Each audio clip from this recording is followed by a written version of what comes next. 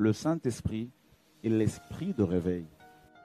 Je me rappelle, on était petits, on allait dans les églises traditionnelles, une église pentecôtiste. Ensuite, on était chez les baptistes. Et on servait Dieu, on voyait comment les réunions se déroulaient. Mais, bizarrement, dans cette église, il n'y avait pas l'esprit de réveil. Il y avait une forme de monotonie. Et il y avait comme une espèce de lassitude dans mon cœur. Je me disais, Seigneur, mais ce n'est pas ce que je sens qu'il faut autre chose. Mais quelque chose, je sentais qu'il y avait quelque chose qui... Vous voyez, l'esprit de réveil.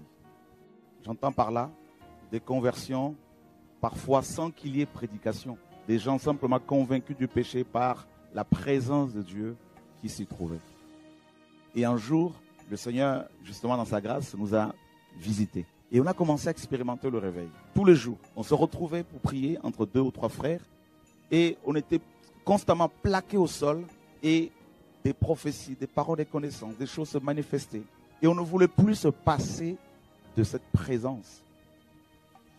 Quand on regarde l'état actuel de la plupart des assemblées, je veux dire visibles, si nous sommes sincères, nous reconnaîtrons que, oui, la connaissance est là, mais il y a un problème de fond. C'est la vie de l'esprit.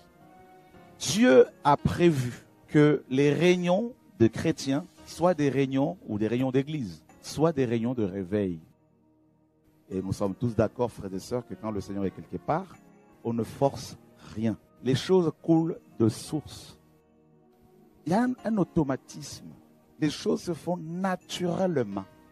Vous savez, quand on parle du réveil, le réveil, ce n'est pas quelque chose qu'on a acquis déjà. C'est tous les jours. Chaque jour, nous nous réveillons.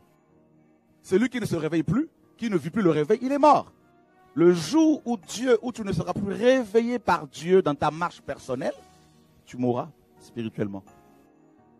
Dieu me disait que celui sur qui mon soleil ne se lève plus, il meurt, quoique vivant, sur le plan physique.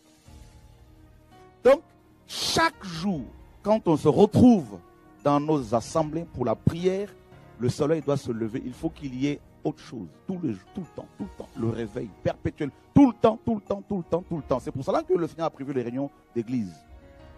Les réunions d'église, d'ecclésia, ce sont des réunions de réveil normales. Et regardez comment les apôtres ont fonctionné. Ils étaient remplis de l'esprit dans Acte 2. Mais on arrive dans Acte 4, Acte 5, on nous dit que l'esprit va tomber encore sur eux, ils vont encore être remplis. C'est ça, l'esprit de réveil. Si vous restez à une station, le réveil, l'esprit du réveil va partir.